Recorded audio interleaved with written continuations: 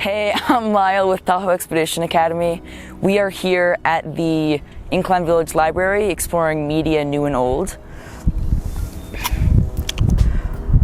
Nestled high in the Sierra near the shores of Lake Tahoe, the Incline Village Library serves a diverse community of local and visiting patrons.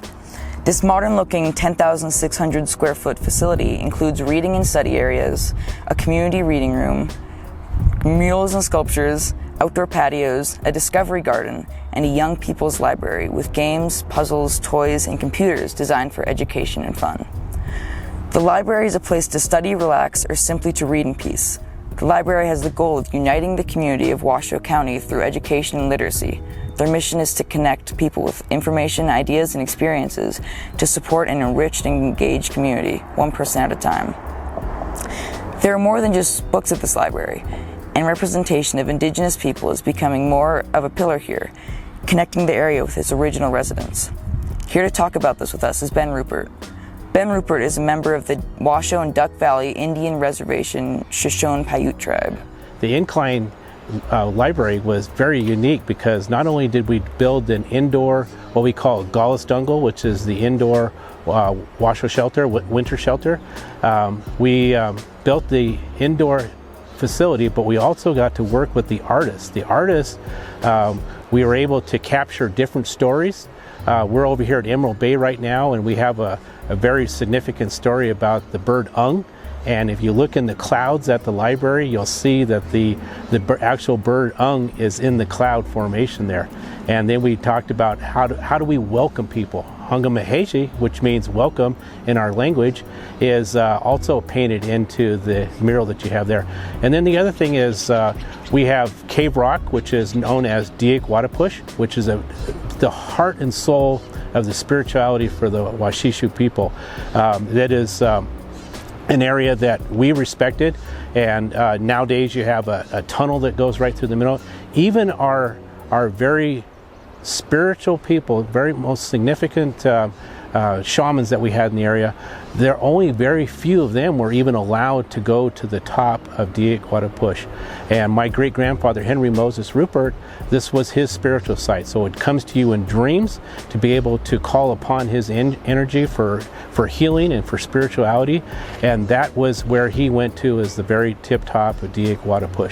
Da-ow-ga overlooks Tahoe Lake, or Lake Tahoe, and it is regarded as the most cultural significant and most meaningful site to our Washoe people.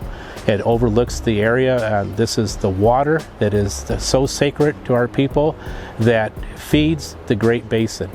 And so you'll see Da-ow-ga that's in the paintings there. We're also able to put in several different animals. You look at my beadwork right here. This is the white bear, which is the polar bear. I lived a little bit up in Alaska, and it was able to walk and understand the white bear, and this is what I dance with. But getting back to the significance of the bear was considered our relative. We don't hunt the bear. We respect the bear, and we even have some local dances in the area that are known as the bear dance, that are predominantly done by our local tribes in the area that signify the awakening of the spring, and then also as the bear enters into hibernation. So you have the hibernation period. So the dance was done twice a year to honor our relative, the bear.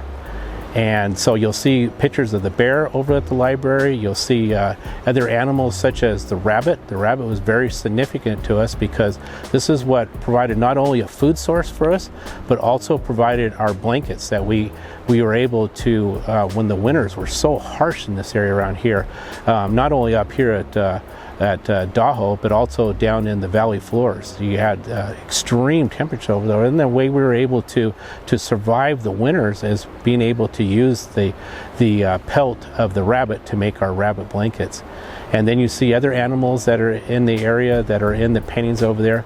But getting back to the whole thing is that what we wanted to do is we wanted to not only show a little bit of our culture in the library, we also wanted to be able to provide children when they come into the area and visit the library to be able to hear our stories.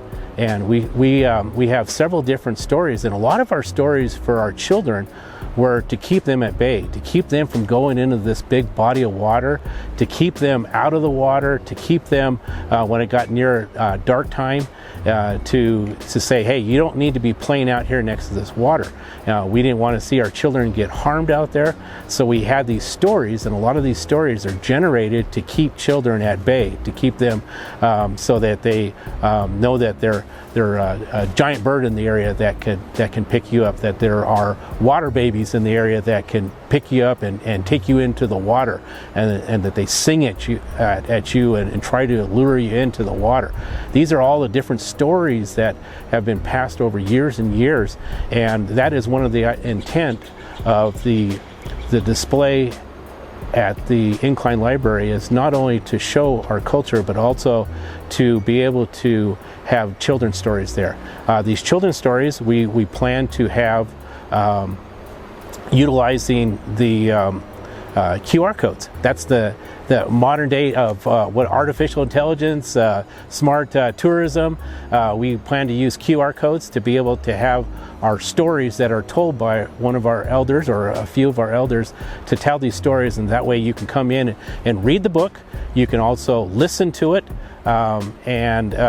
so that it opens up a whole nother type of awareness that we could teach our stories and be able to preserve the culture and also our stories of our Washoe people.